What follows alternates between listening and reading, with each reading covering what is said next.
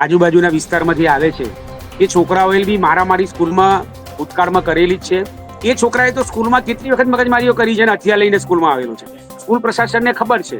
School પ્રશાસનને હું કહું છું કે આવા બાળકોને તાત્કાલિક સ્કૂલમાંથી એમને એલસી આપી દેવા જોઈએ કે જે બાળકો એક વખત, બે વખત, ત્રણ વખત મારામારી કરતા હોય. સ્કૂલ પ્રશાસન તરફથી એક પણ જાતનું કોઈ સ્ટેટમેન્ટ હજુ સુધી આવ્યું નથી કે સવારે આજે 2000 માણસ સ્કૂલની બહાર હતું પણ સ્કૂલનો પ્રશાસનનો એક પણ જે ટીચર્સ કે હોય કે ટ્રસ્ટી હોય તેને કોઈ પણ આશ્વાસન અપાયું નથી કે ક્યાંક ને ક્યાંક હવે જે રીતે જમાનો જઈ રહ્યો છે, વસ્તી વધી રહી છે અને સોશિયલ મીડિયા, વેબ સિરીઝો આ બધું જોતા જ હવે ખરેખર પ્રશાસને જાગવાની જરૂર છે, સ્કૂલોએ જાગવાની જરૂર છે. નમસ્કાર, આપ જોઈ રહ્યા છો ટીવી 13 ગુજરાતી ડિજિટલ. હું છું આપની સાથે બંસી રાજપૂત. આજે આપની સમક્ષ ચર્ચામાં આવવાની જરૂર પડી છે કારણ કે મામલો જેવો સામે આવ્યો છે. મણિનગરના ખોખરામાં આવેલી 7 ડે સ્કૂલ, જેમાં બે બાળકો વચ્ચે લડાઈ થાય છે. બાળકના હાથમાં હથિયાર છે અને એક બાળક એટલે કે 8મા ધોરણનો એક વિદ્યાર્થી છે તે 10મા ધોરણના વિદ્યાર્થીને ચપ્પુ વડે એના ઉપર હુમલો કરી દે છે. વિદ્યાર્થીની 2 દિવસ સારવાર ચાલે છે અને ત્યારબાદ વિદ્યાર્થીનું મોત થઈ જાય છે.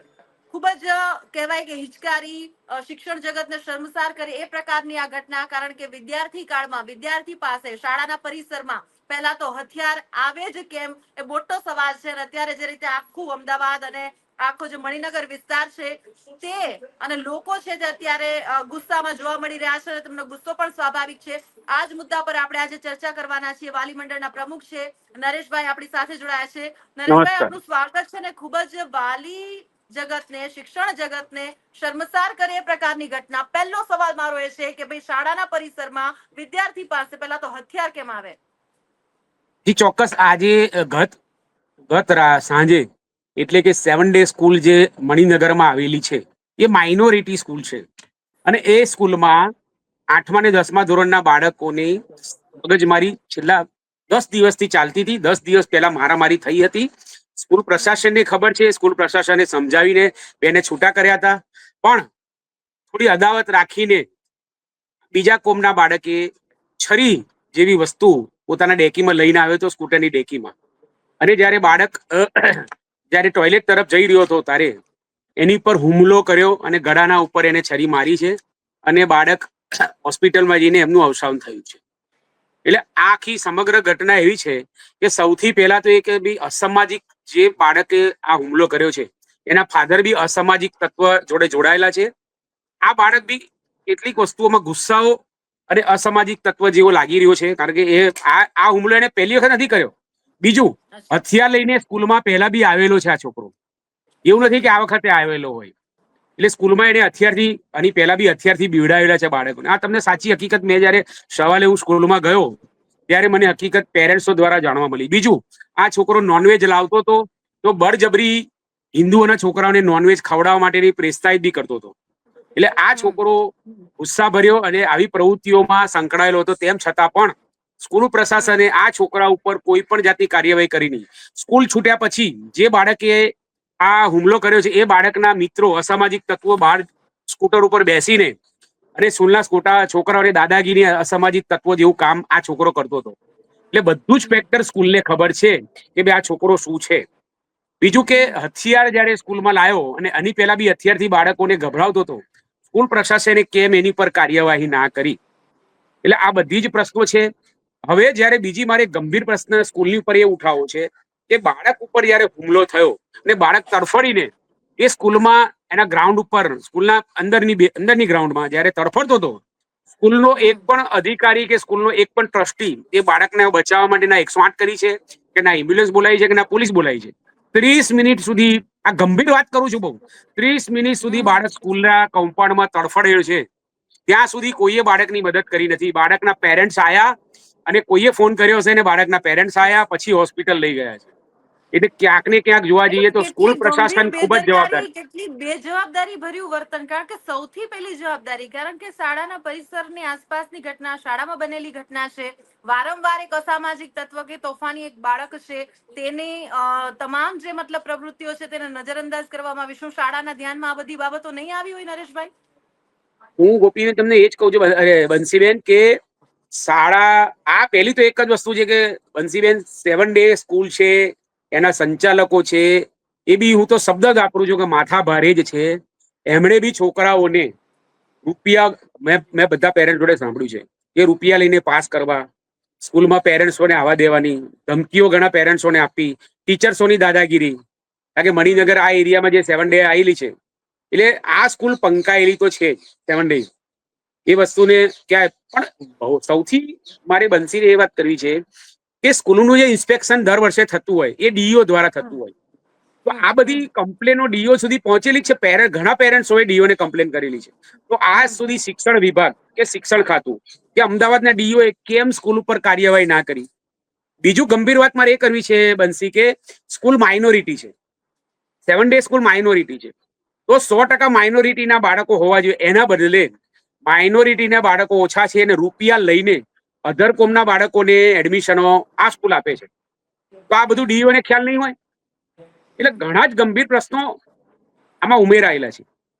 અને નરેશભાઈ, સી આપણે શાળા જગતને કે આપણે આને માઇનોરિટી કે એમાં ના વેચીએ, કારણ કે આપણે જયારે સ્કૂલમાં ભણતા હતા ત્યારે આપણને આ બધી વસ્તુની ખબર નહોતી, અને એટલીસ્ટ આપણે શિક્ષણ જગતને કે વિદ્યાર્થી કાળમાં તો આ વસ્તુથી વિદ્યાર્થીઓને તો અલગ રાખીએ, પરંતુ સૌથી પહેલો સવાલ કે જે શાળા છે કે જેને માન્યતા મળેલી છે, શાળાની જવાબદારી બને છે કે એનું ડિસિપ્લિન મેન્ટેન કરવું. વિદ્યાર્થીઓ તોફાની હોવાના જ છે, અસામાજિક તત્વો પણ એમાં પેસી જતા જ હોય છે, પરંતુ એમને કેવી રીતે કંટ્રોલમાં લેવા એ શાળાની જવાબદારી બને છે. તો આ વસ્તુ જયારે એમના શાળા સંચાલકોના કે અધિકારીઓના ધ્યાનમાં આવી અને એના ઉપર સ્ટ્રિક્ટ એક્શન કેમ ના લેવામાં આવે? કદાચ આજે એ બાળક બચી ગયો હોત, આ પ્રકારની ઘટના ન ઘટી હોત, કદાચ આ એક્શન પહેલા લેવામાં આવી ગયા હોત, તો અત્યારે જે વિદ્યાર્થીઓના જે વાલીઓ છે એમનો જે ગુસ્સો છે એક જગ્યાએ વ્યાજબી છે, કારણ કે એમને પોતાનું બાળક ગુમાવ્યું છે આ પ્રકારની પ્રવૃત્તિમાં. બંસરી, 100% સ્કૂલની અંદર મારામારીના તો કિસ્સા બી થયેલા છે. અને જે આ મુસ્લિમ લોમના છોકરાઓ જે છે, આજુબાજુના વિસ્તારમાંથી આવે છે, એ છોકરાઓએ બી મારામારી સ્કૂલમાં ભૂતકાળમાં કરેલી જ છે. અને આપણે આ છોકરાની વાત કરીએ કે જેને હુમલો કર્યો, એ છોકરાએ તો સ્કૂલમાં કેટલી વખત મગજમારીઓ કરી છે અને હથિયાર લઈને સ્કૂલમાં આવેલું છે. સ્કૂલ પ્રશાસનને ખબર છે. એટલે સ્કૂલ પ્રશાસને કયા આધાર ઉપર, અને બીજું કે આ જે છોકરો આવે એના મા બાપ બી, જે એનો ફાધર છે એ બી થોડા અજાણ્ય તત્વ જેવા છે, એ બી માથાભારે માણસ છે. એટલે એના લીધે બી કદાચ સ્કૂલના સંચાલકો ડરતા હોય બહાર નીકળવા માટે.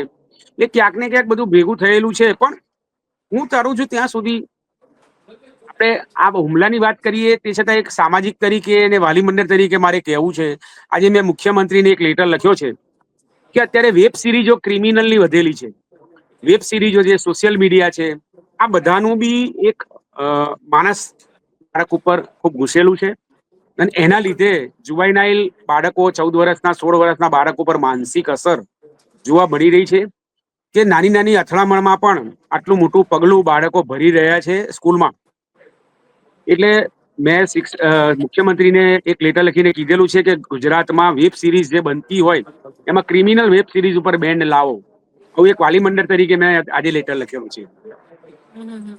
સાથે સાથે બહુ મહત્વપૂર્ણ મુદ્દા પર તમે વાત કરી છે નરેશભાઈ, કે અલ્ટિમેટલી અત્યારે જેટલી પણ ઓવરઓલ આખી આપણી જે સમાજ વ્યવસ્થા છે, લોકોનો રહેન સહેન કો કે જે કોઈ એમાં જે મોટો બદલાવ આવે છે, તેનું મૂળ કારણ ડિરેક્ટલી ઇનડિરેક્ટલી ક્યાંક ને ક્યાંક આ જે મોબાઈલ અને ઇન્ટરનેટ છે તે સામે આવી રહ્યા છે. કે તેનો જે આપણી સહુલિયતો માટે આપણે આ બધી જ વસ્તુ કે આપણે ટેકનોલોજીને વિકસાવી છે, ડિજિટલ એરામાં આપણે લોકો પ્રવેશ્યા છીએ, પરંતુ જે રીતે એનો જે અતિશયોક્તિ ભર્યો ઉપયોગ કે એનો કહેવાય કે વિવેક બુદ્ધિપૂર્વક આપણે ઉપયોગ નથી કરી શકતા, એના ઉપર કંટ્રોલ નથી કરી શકતા, પછી એ આવી રીતના વેબ સિરીઝની વાત હોય કે મોબાઈલના ઇન્ટરનેટના ઉપયોગની વાત હોય, સોશિયલ મીડિયાના ઉપયોગની વાત હોય, ક્યાંક ને ક્યાંક તમામનું એક મૂળ છે એ મોબાઈલ અને ઇન્ટરનેટ સામે આવી રહ્યા છે નરેશભાઈ. એટલે એના ઉપર તાત્કાલિક ધોરણે પગલા નહીં ભરવામાં આવે અત્યારે આ લાલબત્તી સમાન કિસ્સાઓ જે સામે આવી રહ્યા છે, અધરવાઇઝ આપણી જે સમાજ વ્યવસ્થા છે એ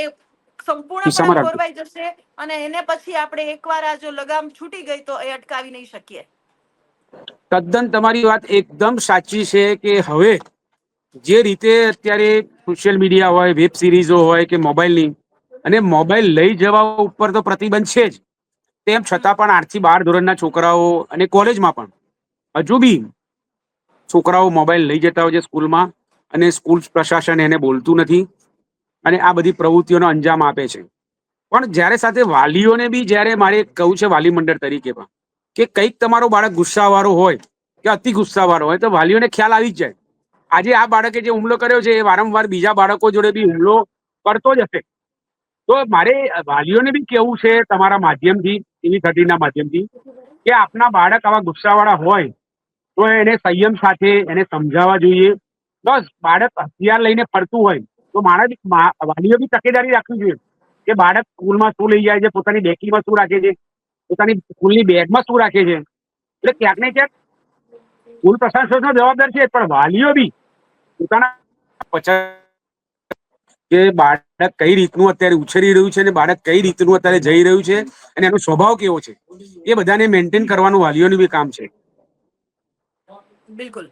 એટલે કે બાળકોની કે વિદ્યાર્થીઓની વિદ્યાર્થી કાળમાં આ ઉંમર છે નરેશભાઈ, પરંતુ પીઢ લોકો તરીકે, માતા પિતા તરીકે, કે પછી શાળાના સંચાલકો તરીકે, કે એના ટીચર્સ તરીકે આપણા લોકોની પણ એક ભૂમિકા હોય છે. મતલબ જે લોકો બાળક ત્યાં આવે છે કે એને સાચું અને ખોટાનો, સારા નરસાનો જે ભેદ છે તે સમજાવવો પડે. એ અનુશાસનમાં ન હોય તો અનુશાસનમાં લાવવું પડે. આ મેન્ટેન તો કરવું પડશે ને, અધરવાઇઝ તમને નથી હક કે તમે શાળા ચલાવો, કે તમે તમારા બાળકને બહાર મોકલો. તમને ખબર છે કે તમારું બાળક અસામાજિક પ્રવૃત્તિઓ તરફ આગળ વધી રહ્યું છે બીજા લોકો માટે, કારણ કે એ બીજા જે બાળક છે અત્યારે શાળામાં, જે બીજા વાલીઓ મતલબ શાળામાં પોતાના બાળકોને મોકલે છે, એમનો શું વાંક? કોઈ એક બાળક આવું છે અથવા તો એના માતા પિતા એના તરફ ધ્યાન નથી આપતા. એટલે બંને પક્ષ અત્યારે, અને ખૂબ જ ગંભીર, આપણે અત્યારે આ વસ્તુને હળવાશથી કદાચ બિલકુલ ન લઈ શકીએ, કારણ કે આ એક કિસ્સામાં કે એના તાત્કાલિક ધોરણે કોઈ નિકાલ નહીં આવે, એના ઉપર કામગીરી નહીં કરવામાં આવે તો આગળ એવી એવી પ્રવૃત્તિઓ થશે કે જે આપણા કંટ્રોલમાં બિલકુલ નહીં રહે. બંસી, તમારી વાત હું બહુ સંમત થઉં છું. તમે જે કહો છો કે મા બાપ એ પહેલું જોવું જોઈએ. હવે આ બાળકો સ્કૂલની બહાર અસામાજિક તત્વો બેઠા હોય અને પોતાનું બાળક ક્યાં જાય છે, કેટલી મારામારી કરે છે, એ પેરેન્ટ્સની પૂરેપૂરી જવાબદારી છે.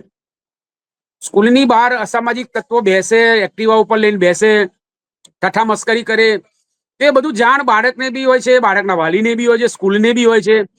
એટલે ક્યાંક ને ક્યાંક હવે જે રીતે જમાનો જઈ રહ્યો છે, વસ્તી વધી રહી છે અને સોશિયલ મીડિયા, વેબ સિરીઝો, આ બધું જોતા જ હવે ખરેખર પ્રશાસને જાગવાની જરૂર છે, સ્કૂલોએ જાગવાની જરૂર છે.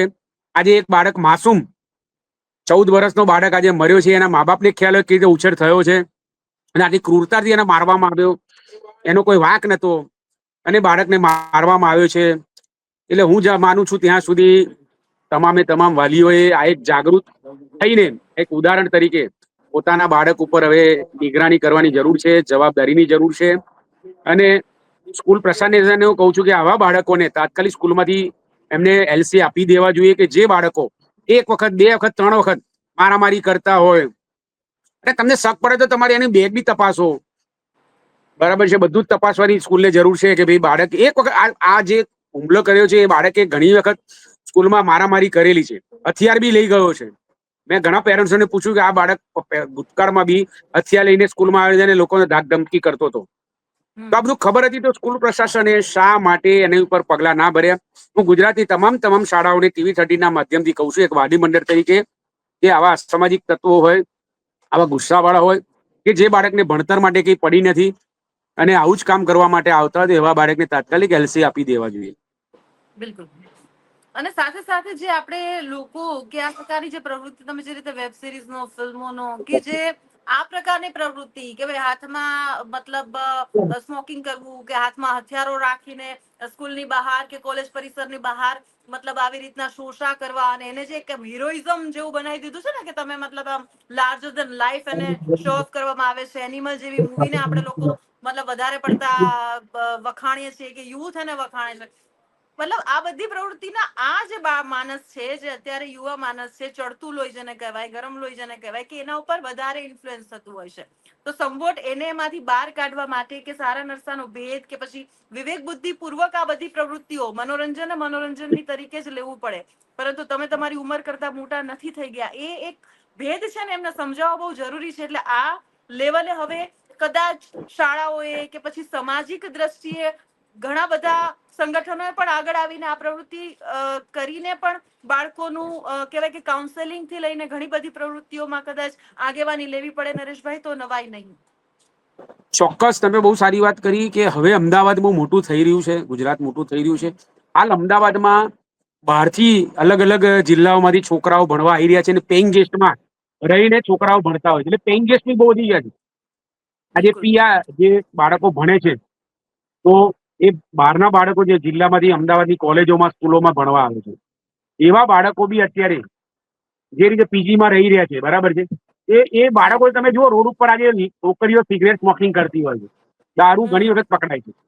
આ બધી વસ્તુ હમ ધીરે ધીરે ધીરે આપણા શિક્ષણમાં વધતી રહી છે. નકલી આ કે છે એમ એનજીઓ એ આગળ આવીને, શિક્ષણ સંસ્થાઓ આગળ આવીને હવે ક્યાંક ને ક્યાંક જરૂર છે બચાવે, આવી પ્રવૃત્તિઓથી બચાવે.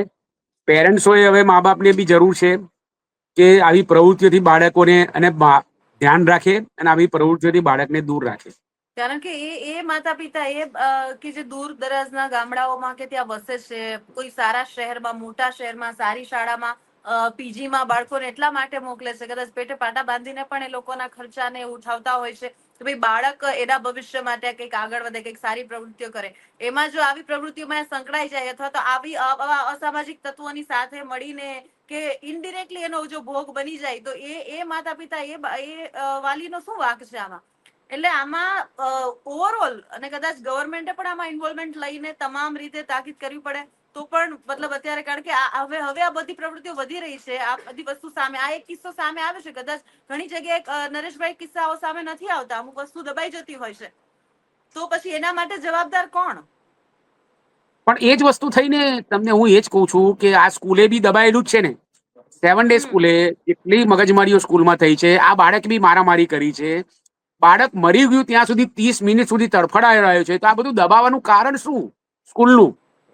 આ બી એક કિસ્સો છે ને બહાર આવેલો છે. એટલે ક્યાંક ને ક્યાંક હું તમને એમ કહું છું કે સ્કૂલની બી કેમ સ્કૂલ વાળા આ બધી પ્રવૃત્તિઓ ચલાવી રહ્યા છે, અથવા તો પોતાની સ્કૂલમાં આ બધી પ્રવૃત્તિઓ ચલાવનાર વિદ્યાર્થીઓને કેમ એમને આલસી નથી આપી રહ્યા, અથવા તો પોતાની સ્કૂલનું નામ ખરડાઈ રહ્યું છે. એ બધા જ વસ્તુઓને વિચારવાની એક વાત છે. ને મારી સાથે અત્યારે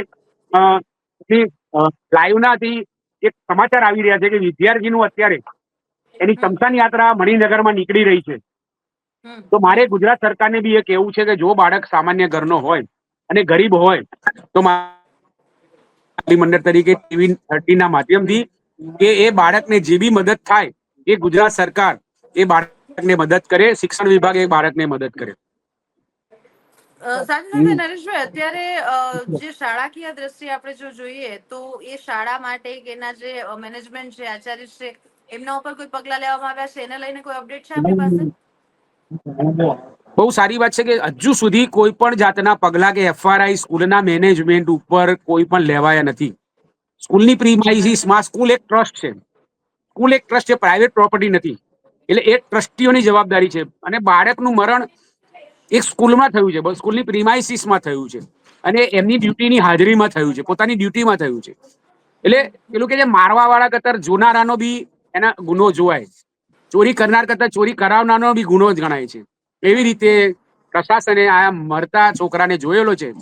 હું માનું છું ત્યાં સુધી ઇવન એમની ઇવન ઉપર બી એક માહિતી મારી પાસે એ પણ સામે આવી હતી ક્યાંક, કોઈ બાઇટમાં મેં સાંભળ્યું છે કે આ જે બાળક જે છે એ તો વચ્ચે પડ્યો હતો અથવા તો વચ્ચે આવ્યો હતો, ખરેખર માથાકૂટ બીજા બે બાળકો વચ્ચે હતી, એવું પણ કઈ કે કોઈ ઘટના કે કોઈ એ વાતમાં કેટલું તથ્ય છે? આપને કોઈ માહિતી છે આ બાબતે? ના, હું સવારે ગયો હતો સ્કૂલમાં આ બાળક સાથે જ. આ બાળકને એક વખત ભૂતકાળમાં બી નોનવેજ ખવડાવવામાં આવેલી, જબરજસ્તી આ જ છોકરાએ નોનવેજ ખવડાવવામાં આવેલું છે. પોતાના ટિફિનમાં લાવીને આ જ છોકરાએ નોનવેજ ખવડાયેલું છે. એની જ મગજમારી મોટા મોટી હું તમને TV13 ના માધ્યમથી કહી દઉં ને, એના મા બાપે બી ઠપકો આપ્યો હતો અને મગજમારી કરી હતી. અને અઠવાડિયા અચ્છા. પહેલા જ સ્કૂલમાં મારામારી થઈ હતી. સ્કૂલ પ્રશાસન વચ્ચે પડ્યું હતું, બેને માફી મંગાવડાવી હતી. અને એની અદાવતના જે બે મા બાપોએ સામસામે બોલી થઈ હતી, એની અદાવત રાખીને આ છોકરાએ હુમલો કરેલો છે. કેવી કેવી માનસિકતા! અને આ પ્રવૃત્તિ કે પોતાના બાળકના જે બિહેવિયરમાં ચેન્જીસ આવ્યા હશે એ એના પેરેન્ટ્સે નહીં જોયું હોય. એટલીસ્ટ કોઈ પણ પેરેન્ટ્સ, ભલે એ પણ મતલબ કોઈ પણ અસામાજિક પ્રવૃત્તિ સાથે સંકળાયેલા હોય કે ગમે એટલા માથા ભારે હોય, પોતાનું બાળક આ રીતે મતલબ આવી પ્રવૃત્તિમાં આ ઉંમરમાં સંકળાય એવું તો કોઈ માતા પિતા કદાચ નહીં જ ઈચ્છતા હોય. 100% કોઈ પણ મા બાપ વિચારે. આજે આટલી મસમોટી ફી, લાખ રૂપિયા, 2 લાખ રૂપિયા, 3 લાખ રૂપિયા પ્રાઇવેટ શાળાઓ આજે લઈ રહ્યા છે. તો એ ફી શેની લઈ રહ્યા છે? ફીની બિલકુલ. આજે 2,000, 5,000, 10,000 આજે સિલેબસ તો સરકારનો છે. સ્કૂલો એ તો ટ્રસ્ટની સ્કૂલો છે, એક વખત સ્કૂલ બંધ થઈ ગઈ, એક વખત બેન્ચીસ લાવી દીધા, સ્કૂલ 10-15-20 વર્ષ સુધી કોઈ ખર્ચો નથી. તેમ છતાં પણ આજે પહેલા ધોરણના છોકરાની લાખ 2-2 લાખ રૂપિયા ફી હોય અને મા બાપ ફી આપ્યા છતાં પણ જો આ રીતે પોતાનો પરિવારનો દીકરો ગુમાવવાનું આવે તો એક ક્યાંનો ન્યાય. સ્કૂલ પ્રશાસનની અંદર સ્કૂલે એટલી બધું એડમિનિસ્ટ્રેશન સારું રાખવું જોઈએ. બીજું કે સ્કૂલ ટ્રસ્ટ છે, બરાબર છે. અમદાવાદની 90% સ્કૂલો વાલીઓને સ્કૂલની અંદર જ આવવા દેતી નથી, પ્રીમાઇસીસમાં જ આવવા દેતી નથી. કે પોતાનો છોકરો શું કરી રહ્યો છે, શું ભણતર છે, એ પૂછવા જાઓ તો પણ સ્કૂલ પોતાની પ્રીમાઇસીસમાં બાળકોને આવવા દેતી નથી. એટલે આ બી એક ગંભીર પ્રશ્ન છે કે સ્કૂલો વાળા ટ્રસ્ટ લઈને બેઠા છે.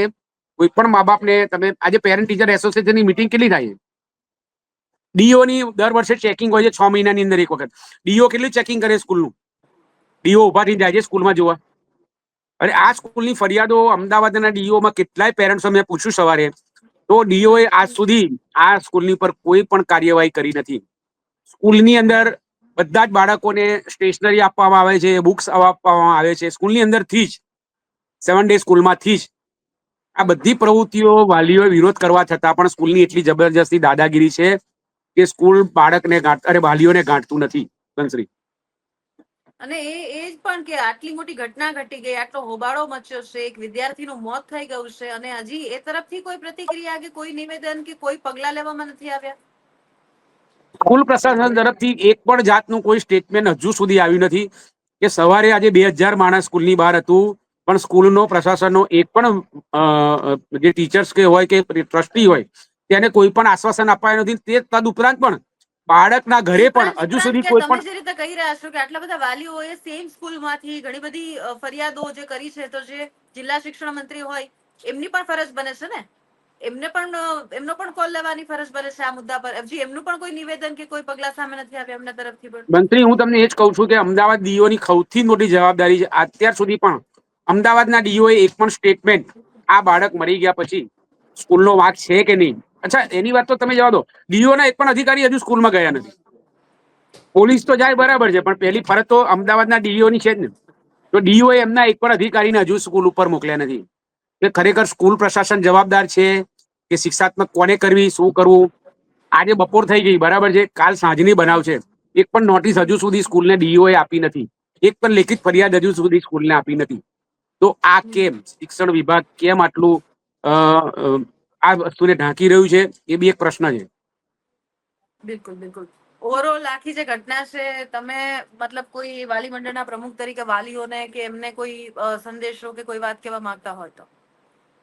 એટલે મારે TV13 ના માધ્યમથી, સોશિયલ મીડિયાના માધ્યમથી કહેવું છે કે અમદાવાદના, ગુજરાતના તમામ વાલીઓને એક જ વસ્તુ છે, પોતાના બાળકને સુરક્ષિત રાખો, પોતાની બાળકની તમે તપાસ કરો.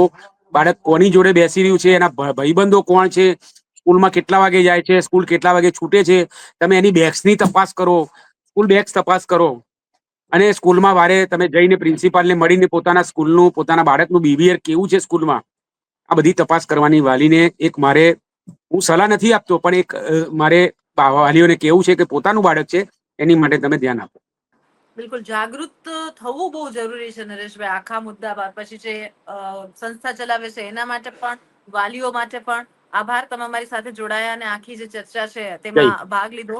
જય સમાજ માટે લાલબત્તી સમાન આ જે કિસ્સો છે તે કહી શકાય કે જે રીતે આખી આજે 7 ડે સ્કૂલની ઘટના સામે આવી છે અને સમાજના માટે જો અત્યારે પછી તે વાલીઓ હોય કે પછી જે તે શાળાનું મેનેજમેન્ટ છે કે ઇવન ગવર્મેન્ટ છે, જો આમાં ઇન્વોલ્વમેન્ટ નહીં લે તો પછી આપણો જે સમાજ કે આપણું જે યુથ છે અત્યારે જે દિશા તરફ વળી રહ્યું છે ત્યાંથી તેને પાછું વાળવું કદાચ અતિશય કઠિન અને અતિશય મુશ્કેલ બની જશે. આ જ પ્રકારની ચર્ચાઓ સાથે હું આપની સમક્ષ આવતી રહીશ. જોતા રહો TV13 ગુજરાતી ડિજિટલ. નમસ્કાર.